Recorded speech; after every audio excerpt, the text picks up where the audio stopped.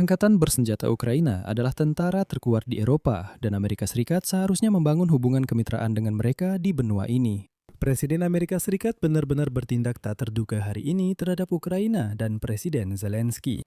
Hari ini, Presiden Amerika Serikat menyatakan bahwa Ukraina tentu saja mengalami kerugian di garis depan dan hanya bisa bertahan berkat pasokan senjata dari Barat. Namun pada saat yang sama, Trump secara tak terduga menyebut Presiden Ukraina, Vladimir Zelensky, sebagai orang yang licik dan menambahkan bahwa secara keseluruhan dia menghormatinya dan berhubungan baik dengannya, meskipun pernah ada pertemuan yang tegang di ruang oval.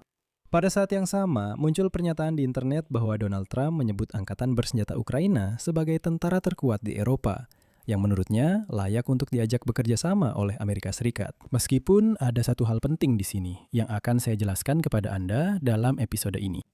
Pada saat yang sama, Ukraina dan Rusia mengumumkan gencatan senjata, namun masing-masing negara menetapkan periode yang berbeda untuk itu. Orang Rusia menginginkan tanggal 8 sampai 9 Mei, sedangkan Ukraina mengatakan bahwa gencatan senjata dimulai pada pukul 00.00 tanggal 9 Mei. Dan di sini, Zelensky membuat langkah yang sangat cerdik yang membuat Vladimir Putin kebingungan.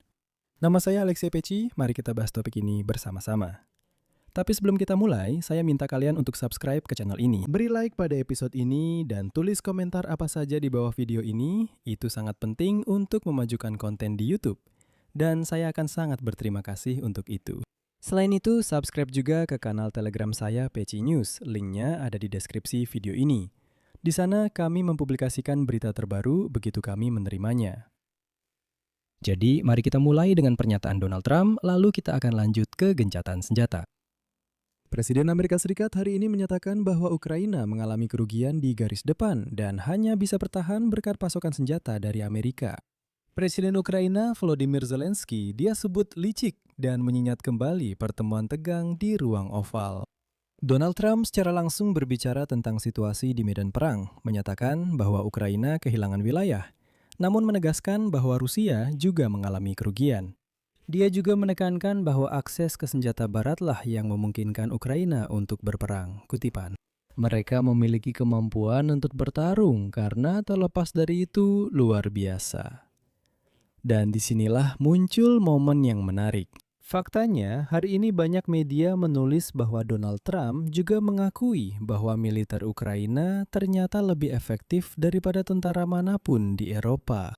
Beberapa media menulis bahwa Trump menyatakan, kutipan, saya mengutip dari media, bahwa seolah-olah Trump mengatakan bahwa mereka lebih baik dari siapapun di Eropa dalam berperang. Dalam perjuangan ini, Angkatan Bersenjata Ukraina lebih baik daripada sekutu manapun Amerika Serikat.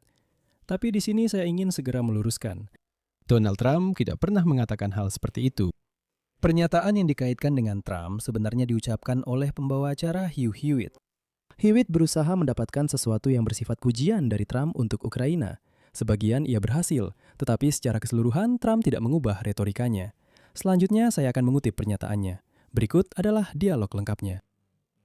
Hewitt dengan Donald Trump. Dan di sini semuanya akan menjadi jelas.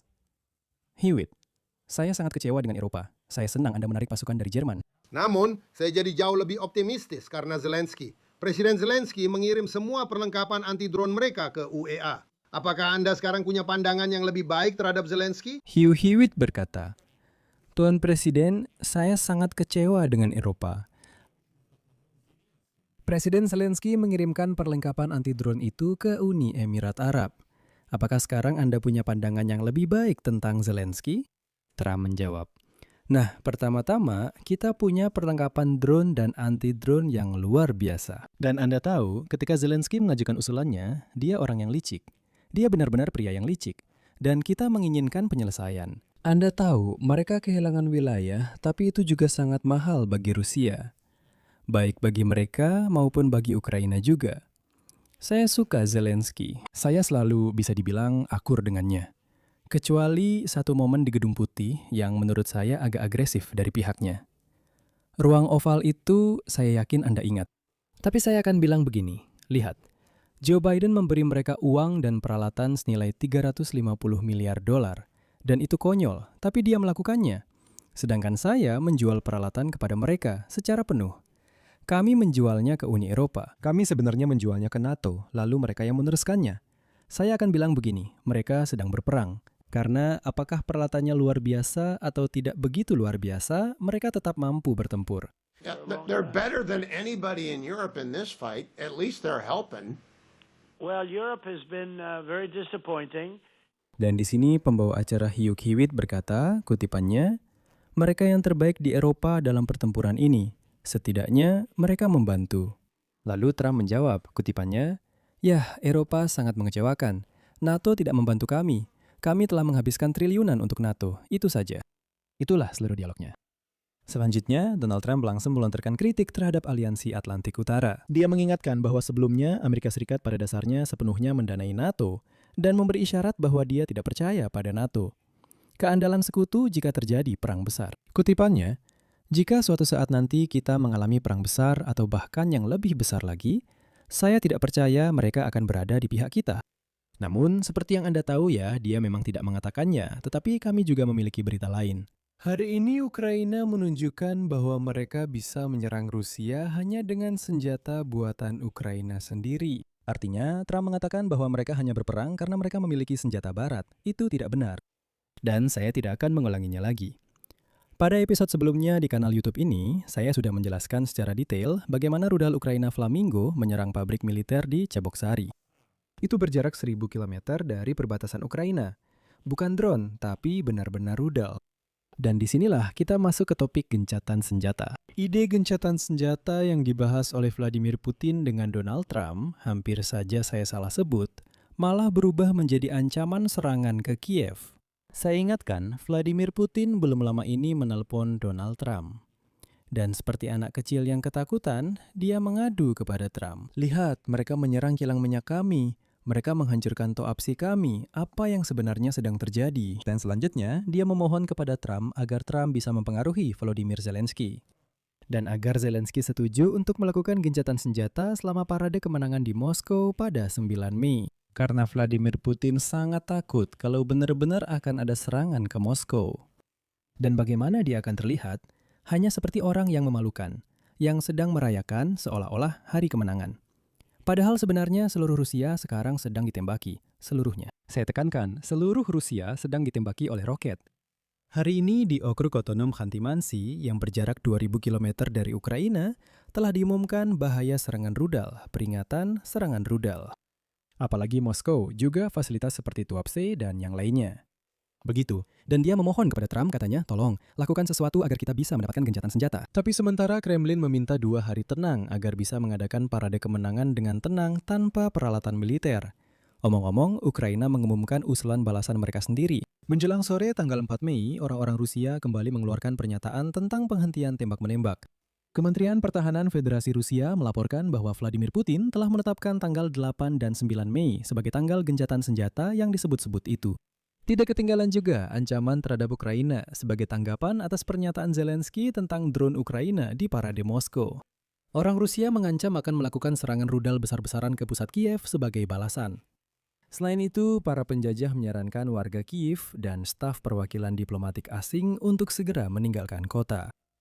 Nah, bahkan lapangan tembak Kapustin Yar sudah ditutup di sana, kembali mengisyaratkan bahwa jika terjadi sesuatu, Oreshnik akan diluncurkan langsung ke Kiev. Dan setelah pernyataan dari Rusia, Presiden Ukraina memberikan tawaran balasan. Berikut kutipannya. "Kami mengumumkan gencatan senjata mulai pukul 00.00 pada malam tanggal 5 ke 6 Mei. Sudah saatnya para pemimpin Rusia mengambil langkah nyata untuk mengakhiri perang mereka jika memang Kementerian Pertahanan Rusia merasa tidak bisa mengadakan parade kemenangan di Moskow tanpa itikat baik dari Ukraina." Dan sementara Kremlin secara terbuka menyerukan gencatan senjata, pada malam tanggal 5 Mei, Rusia melancarkan serangan rudal dan drone ke Ukraina. Sasaran yang diserang adalah fasilitas energi, infrastruktur minyak dan gas, serta jalur kereta api. Dan tentu saja rumah-rumah warga di Dnipropetrovsk, Poltava, Kharkiv, dan wilayah lainnya. Sebagai balasan, Ukraina menyerang Rusia dengan rudal Flamingo. Dan di sini Volodymyr Zelensky bertindak sangat cerdik, seperti yang dikatakan oleh Donald Trump. Dia bilang Zelensky itu orang yang cerdik. Masalahnya sekarang, jika Rusia melanggar gencatan senjata yang diumumkan oleh Ukraina yang dimulai pada malam tanggal 6 Mei ini, maka Ukraina memiliki hak penuh untuk mengabaikan gencatan senjata yang diumumkan oleh Rusia pada tanggal 8 dan 9 Mei. Oleh karena itu, jika pada 6 Mei Rusia menyerang Ukraina, Ukraina akan meraih kemenangan psikologis dan taktis yang penting dalam situasi ini. Karena saat itu Ukraina benar-benar bebas untuk menyerang apapun yang mereka lihat di Rusia. Baik tanggal 8, 9, maupun 10 Mei, termasuk parade kemenangan yang terkenal di Moskow itu. Orang-orang Rusia mulai terbiasa. Sekarang bukan kalian yang menentukan syarat.